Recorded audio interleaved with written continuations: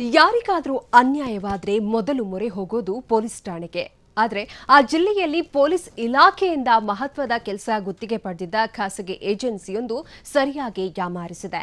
ಸದ್ಯ ಆ ಖಾಸಗಿ ಏಜೆನ್ಸಿ ಮಾಡಿದ ಘನಂದಾರಿ ಕೆಲಸದಿಂದ ಪೊಲೀಸರಿಗೆ ಜನರ ಸುರಕ್ಷತೆಯದ್ದೇ ದೊಡ್ಡ ಸವಾಲಾಗಿದೆ. ಅಷ್ಟಕ್ಕೂ ಅಲ್ಲಿ ನಡೆದಿದ್ದೇನು ತೋರಿಸ್ತೀವಿ ನೋಡಿ.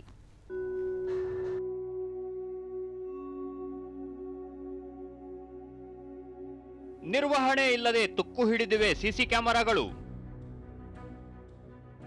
ಜಿಲ್ಲಾ ಪೊಲೀಸ್ ಇಲಾಖೆಗೆ ಲಕ್ಷ ವಂಚನೆ. ಇಲ್ಲಿ ಕಾಣ್ತಿರೋ ವೆರೈಟಿ ಸಿಸಿ ಕ್ಯಾಮೆರಾಗಳನ್ನ ಸರಿಯಾಗಿ ಗಮನಿಸಿ.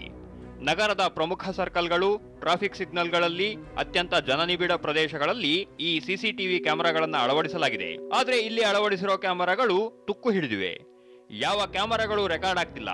ಅಂದ ಹಾಗೆ ಇದು ಬಿಸಿಲನಾಡು ರಾಯಚೂರು ನಗರದಲ್ಲಿ ಜಿಲ್ಲಾ ಪೊಲೀಸ್ ಇಲಾಖೆ ಅಳವಡಿಸಿದ ಸಿಸಿಟಿವಿ ಕ್ಯಾಮೆರಾಗಳ ಸದ್ಯದ ವಾಸ್ತವ ಸ್ಥಿತಿ.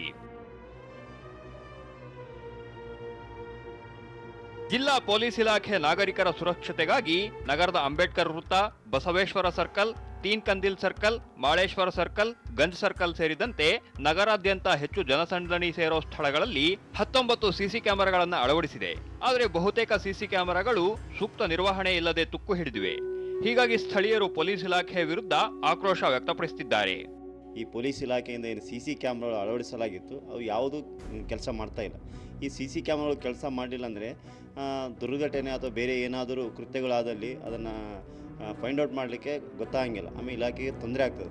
ಅದಕ್ಕೆ ಈ ಒಂದು ಪ್ರಮುಖ ವೃತ್ತಗಳಲ್ಲಿ ಸಿಸಿ ಕ್ಯಾಮ್ರಾ ಅಳವಡಿಸಿದ್ದಾರೆ, ಅದನ್ನು ಕೂಡಲೇ ದುರಸ್ತಿಗೊಳಿಸಬೇಕು.